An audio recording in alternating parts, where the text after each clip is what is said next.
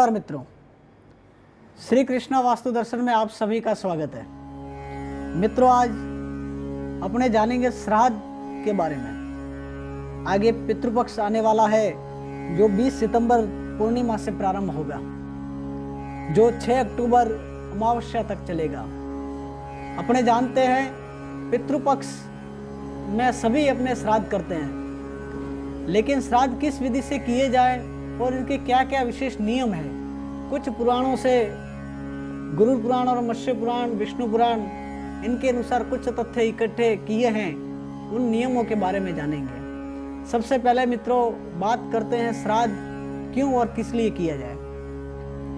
पुराणों के अनुसार मित्रों, गुरु पुराण के नियमानुसार विधि विधान के साथ श्राद्ध करने से पितृ प्रसन्न होते हैं। ऐसे में श्राद्ध करने वालों के सारे मनोरथ सिद्ध होते हैं और घर परिवार, व्यवसाय, आजीविका की रुकावटें दूर होकर परिवार के सदस्यों को खूब तरक्की होती है। वंश में वृद्धि की यदि रुकावट है तो वो भी दूर होकर पितृदोष भी निवारण होता है। श्राद्ध पक्ष करने से बहुत ही देव से ज्यादा भी पितृ इंसान के ऊपर रहता है और पितृ का प्रत्येक व्यक्ति को उतारना जरूरी रहता है और निवारण करना जरूरी रहता है। जिसने जन्म लिया है वो पितृ ऋण से लेके जन्म लेता है और इस जन्म में श्राद्ध पक्ष और पितृ के संबंधित कार्य करके पितृ ऋण से मुक्त हुआ जा सकता है। अब आगे बात करते हैं मित्रों, जैसे कुछ पुराणों के उल्लेख भी है मेरे पास।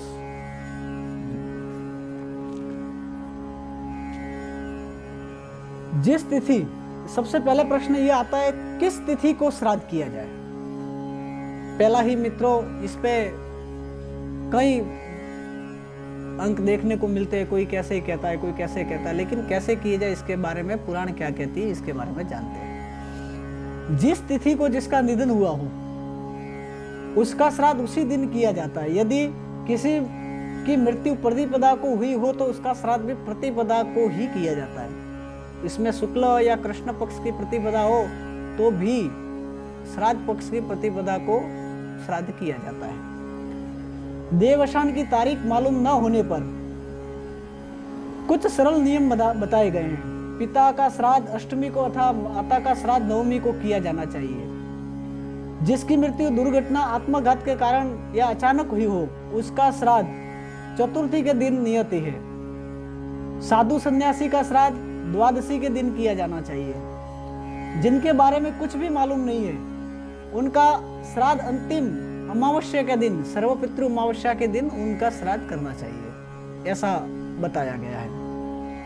आगे अपने बात करते हैं। श्राद्ध में दूध, दही और घी पितरों के लिए विशेष तुष्टिकारक माने गए हैं, जिसका उपयोग श्राद्ध में अपने करना चाहिए। श्राद्ध किसी दूसरे के घर में या दूसरे की भूमि पर नहीं किया जाना चाहिए। ये शास्त्र कहते हैं श्राद्ध किसी अन्य घर में या दूसरे की भूमि पर श्राद्ध नहीं किया जा सकता। समय का ध्यान, यह भी एक विशेष महत्व का टॉपिक है। समय का ज्ञान, श्राद्ध करने के लिए सूर्योदय से लेकर 12:24 तक का समय श्रेष्ठ माना गया है। इसलिए कोशिश करें कि सुबह जल्दी उठकर स्नान आदि करके श्राद्ध के लिए देव स्थान और पितृ स्थान को गाय के गोबर से लीपे, गंगाजल छिड़क कर पवित्र करें और घर की महिलाएं शुद्ध होकर भोजन की तैयारी करें। मित्रों, श्राद्ध करने का जो समय है दोपहर 12:44 तक उचित माना गया है, बहुत ही बढ़िया समय माना गया है। अब ये आगे बात करते हैं श्राद्ध के अधिकारी। श्राद्ध के अधिकारी कौन होते हैं इसके बारे में। तो इसमें शास्त्र कहते हैं श्राद्ध के अधिकारी श्रेष्ठ ब्राह्मण अथवा कुल के मान्य, जैसे दामाद, भतीजे, भाई आदि हो। श्रेष्ठ के अधिकारी श्रेष्ठ ब्राह्मण होता है और कुल के मान्य जैसे दामाद, भतीजा आदि भी श्रेष्ठ के श्राद्ध के अधिकारी माने गए हैं। उनको एक दिन पहले निमंत्रण देना चाहिए। श्राद्ध जिस दिन अपने करना है उनसे एक दिन पहले निमंत्रण देने का विधान बताया गया है, इसलिए उन्हें निमंत्रण अपने एक दिन पहले दिया जा सकता है। घर आने पर उनके पैर धोते समय पत्नी अपने पति की दाईं ओर रहे इसके बाद ब्राह्मण से पितृ पूजा और तर्पण आदि करवाएं। यदि कोई विधि विधान से पितृ का श्राद्ध करना चाहता है तो किसी विद्वान ब्राह्मण से ही पूजा पाठ करवाई जाए, अन्यथा अपने हाथ से भी पूजा की जा सकती है। फिर पितरों के नियमित अग्नि में गाय का दूध, दही, घी एवं खीर अर्पण करें। ऐसे पंचबलि का विधान भी है जो मैं आगे इस वीडियो में आपको बताऊंगा। ये बहुत महत्वपूर्ण है श्राद्ध करने वालों के लिए, वो आगे हम वीडियो में देखेंगे। जगह किन्हीं 5 जगह भोजन जो निकालते हैं, जैसे अब पंचबलि की अपने बात करते हैं। ब्राह्मण या किसी भी श्राद्ध का भोजन कराने से पहले 5 जगह या 5 पात्र में या 5 पतल में भोजन निकाला जाए, जिसे पंचबलि कहते हैं। प्रथम गोबलि, घर के पश्चिम दिशा में गाय को पतल में भोजन कराया जाता है और गोम्य नमः कहकर प्रणाम किया जाता है, उसे गोबलि कहते हैं। दूसरे में आता है द्वितीय स्वान बलि। दूसरे पात्र में जो भोजन निकाला गया है वो पत्ते में रखकर कुत्ते को भोजन कराया जाता है, उसे स्वान बलि कहते हैं। तृतीय में काग बलि, को छत पर या भूमि पर रखकर उन्हें बुलाया जाता है, आमंत्रण देकर, और जिससे उन्हें भोजन करवाया जाए। एक पात्र में भोजन लेके छत पे या तो जाकर या फिर आंगन में को निमंत्रण देके बुलाना चाहिए और उन्हें भोजन करवाना चाहिए। दूसरे में आता है देव बलि। पत्ते पर देवताओं के लिए भी घर में बलि दिया, बाद में देवताओं के लिए भी जो निकाला जाता है, बाद में वह उठाकर घर से बाहर रख दिया जाता है। 5वें में आता है पिपली का बलि। पिपली का आदि बलि माना गया है। पिपली का यानी चींटी, कीड़े मकोड़े, चींटी आदि के लिए उन्हें जहां भी उनके बिल है वहां पर छुरा बनाकर भोजन डाला जा सकता है। ये पंचबलि का कर्म श्राद्ध के दिन अवश्य ही करना चाहिए। जो पंचबलि का कर्म करता है उनके पितृ शीघ्र ही तर्पण होते हैं। आगे अपने श्राद्ध के बारे में और बात करते हैं।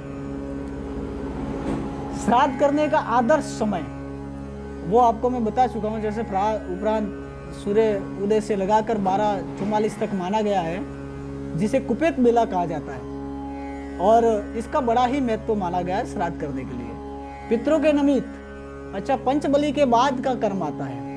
पंचबलि के बाद पितरों के निमित्त अग्नि के अंदर गाय का दूध, घी एवं खीर, इससे अग्नि के अंदर भोग लगाया जाए। यह अग्नि को भी अर्पित करना आवश्यक माना गया है। अच्छा, भोजन में 1 या 3 ब्राह्मणों को भोजन के लिए निमंत्रण दिया जा सकता है, और उनको भोजन कराने के लिए एक बात का विशेष ध्यान रखें, खुद ही भोजन परोसें, और ब्राह्मणों के भोजन करने के बाद उसकी इनकी थाली भी स्वयं ही उठाएं। यह भी विशेष इसमें नियम बताया गया है। भोजन के दौरान, श्राद्ध का भोजन के दौरान क्या करना चाहिए उसके विषय में जानते हैं। श्राद्ध के भोजन प्रसन्न मन से कराएं। इस दौरान एकदम मौन रहकर और ब्राह्मण से ज्यादा बातचीत न करें। पूजन के समय उनके पैर छूकर आशीर्वाद ले तथा यथा सामर्थ्य दक्षिणा दे, दान दे। उसके बाद पूरे आदर सम्मान के साथ उन्हें विदा करें। मित्रों, पुराण कहती है कि ऐसे इस प्रकार से ज्यादा फिजूल बातें न करके पूरी श्रद्धा से भोजन करवाएं, आशीर्वाद ले, दान दक्षिणा देके उन्हें विदा करें। श्राद्ध के अंदर कुछ बातें हैं जिसका विशेष ध्यान रखना भी चाहिए। जैसे श्राद्ध के समय सफेद पुष्प का ही प्रयोग किया जाए। पितरों के लिए अपने जो पुष्प लाते हैं तो उनमें सफेद पुष्प उत्तम माने गए हैं। बिल्व पत्र, मालती, चंपा, नागकेसर, कनेर, कचनार एवं लाल रंग के पुष्प का इस्तेमाल इस दौरान वर्जित बताया गया है। यह पुष्प और इनका प्रयोग वर्जित बताया गया, इसलिए सफेद पुष्प जहां तक संभव हो वो ही लाए जाए। आगे बात करते हैं मित्रों। इसके अलावा पूजन सामग्री के रूप में दूध, गंगाजल, मधु, वस्त्र, कुश यानी डाब, तिल का प्रयोग जरूर करें।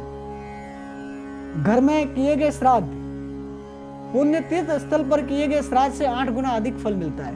घर में किए हुए श्राद्ध को बहुत ही अधिक फलदायी माना गया है। अच्छा, इसके आगे ये तो श्राद्ध अपने घर में नियमित जो बैठ के किया जाता है वो है। कई प्रकार ऐसे भी दुविधाएं आ जाती है, जैसे आर्थिक कारण या अन्य कारणों के लिए, तो उसके लिए भी पुराणों में बताया गया। आर्थिक कारण या अन्य कारणों से यदि कोई व्यक्ति बड़ा श्राद्ध नहीं कर सकता, लेकिन अपने पितरों की शांति के लिए वास्तव में कुछ करना चाहता है, तो उसे पूर्ण श्रद्धा भाव से अपने सामर्थ्य के अनुसार उपलब्ध अन्न, साग, फल, पात जो भी संभव हो उतनी दक्षिणा किसी ब्राह्मण को आदर भाव से उसी दिन दान देनी चाहिए। इसके भी अलावा यदि ये भी करने में असमर्थ हो तो उसके लिए भी पुराणों में इसका उपाय बताया गया है। यदि किसी परिस्थिति में यह संभव नहीं हो तो 7-8 मुट्ठी तिल जल सहित किसी योग्य को दान में देना चाहिए। इससे भी श्राद्ध पूर्ण होता है। इसके अलावा भी अपनी पुराण हर व्यक्ति का ध्यान रखते हुए इसमें विधान बताए गए हैं। कोई बड़ा करना हो, बड़ा खर्चा हो, पुराणों के अंदर ऐसा भी नहीं होता मित्रों। जो जिस प्रकार से जिसका जैसा सामर्थ्य हो उसी के अनुसार कर्म सब पुराणों के अंदर बताए गए हैं। इसके अलावा भी कर्म है, वो बात करते हैं। यदि उपरोक्त में से कुछ भी संभव न हो तो किसी भी एकांत स्थान पर मध्याह्न के समय सूर्य की ओर दोनों हाथ उठाकर अपने पूर्वजों को और सूर्य देव को प्रार्थना करनी चाहिए, और फिर भगवान विष्णु के समक्ष जाकर अपने पितरों को मोक्ष प्राप्ति के लिए प्रार्थना करें। श्राद्ध पक्ष के अंदर उसी तिथि के दिन कुछ सामर्थ्य न होने के बाद भी केवल सूर्य के सामने सूर्य देव और पितृदेव को प्रार्थना करने मात्र से भी श्राद्ध कर्म माना जाता है। श्राद्ध के दिन और क्या करना चाहिए, इसके विषय में भी पूरा दिन ये भोजन का कार्यक्रम और ये श्राद्ध पक्ष पूर्ण हो जाता है। उसके बाद भी पितरों के लिए और कुछ शांति के लिए उपाय करने की यदि इच्छा हो तो भी किया जा सकता है। जैसे श्राद्ध के दिन श्रीमद् भागवत गीता के 7वें अध्याय का महत्व पढ़कर फिर पूरे अध्याय का पाठ करना चाहिए एवं उसका फल मृतक आत्मा को अर्पण करना चाहिए। ये भी श्राद्ध के दिन किया जाता है। मित्रों, और भी कई बातें हैं श्राद्ध को लेकर और छोटी छोटी चीजें कई हैं, और भी आगे बताता, लेकिन वीडियो की सीमा को देखते हुए इस वीडियो को यहाँ समाप्त करना पड़ेगा। और आगे और भी मैं इन छोटे छोटे तथ्य और भी कई श्राद्ध के जो नियम है उनके बारे में एक और छोटा सा वीडियो में और भी बनाऊंगा। तब तक के लिए आप सभी को जय श्री कृष्ण।